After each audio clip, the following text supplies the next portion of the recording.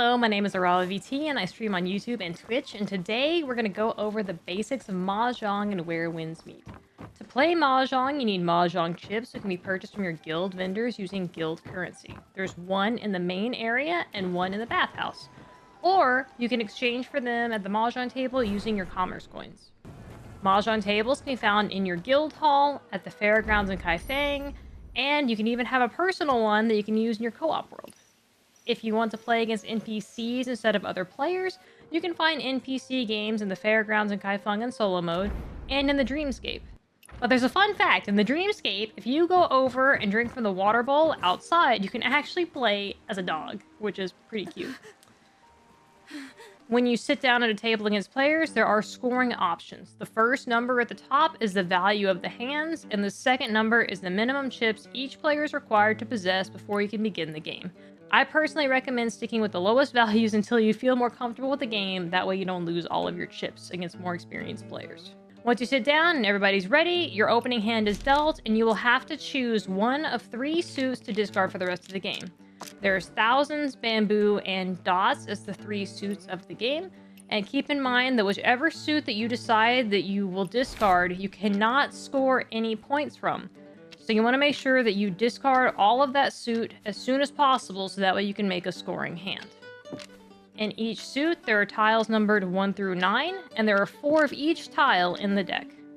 A basic win is considered 4 sets of 3 and a single pair. A set can consist of 3 of the same identical tile, 3 of a kind, or 3 numbers in a row of the same suit. So, for instance, a 1, 2, 3 of dots is considered a set.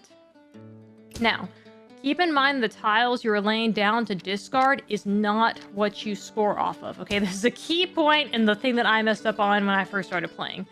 Scoring in Mahjong is based off of what you are holding in your hand and what you have conged and ponged from your opponent's discard piles. So, a pong is if you steal someone's tile that they have discarded to make 3 of a kind for yourself, and a cong is when you do it for 4 of a kind. Once you've assembled the winning hand of 4 sets of 3 and a pair, you will have the option to who or win, and then your game is completed for you. Now, what I described here is the most basic and easiest way to win. But, like most card games, some hands are better and score higher than others, okay? So if you sit down at a table, you can go to the Intro tab, you can go to Fan Scoring Patterns, and that will show you all of the possible winning hands.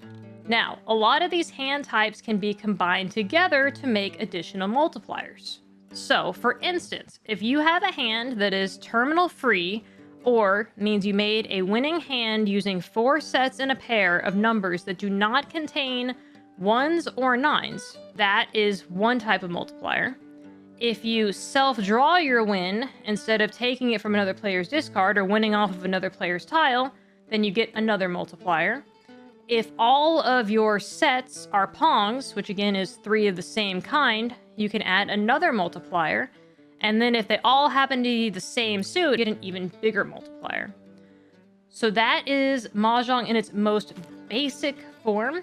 There are some nuances in the game, like if you try to pong or kong and another player who's, also known as winning, you do not get to take the pong and the kong, and the game continues. I really do recommend sitting at a table and clicking the info tab to read through all the possible hand types before starting, just to make sure you familiarize yourself with all the possible winning hands. I'm not going to go over that here because I trust that you guys can read, and frankly, it's just too much of an info dump on new players. So, stick to the basics, 4 sets of 3 in a pair until you become more comfortable with the game, and then you want to try only going for pairs, doing some crazy ones that have specific number requirements, but that's more advanced. Now, one last thing before I go, and it's important at the time I'm making this video, but I hope soon this gets patched out. But right now, when you sit down at a Mahjong table, it will instantly ready you. So be careful sitting at a table that already has 3 players, as if you sit down and you meet the conditions of starting the game, you will immediately go into the game and you will not be able to have any control or talk to the people about what you want your base score to be. So you're stuck playing at whatever the lobby owner has set it to, okay? So please keep that in mind. I don't want you guys to lose all your chips, all right? I do stream pretty much every day, so please feel free to stop by and watch some of the games live if you want a better understanding of the more complex hands. And of course, if you like this video and found it helpful, please like, comment, and subscribe. And don't forget to let me know the topics that you guys want me to cover in the future. That way I can help add some clarity to this game. So, thank you so much. Have a fantastic day.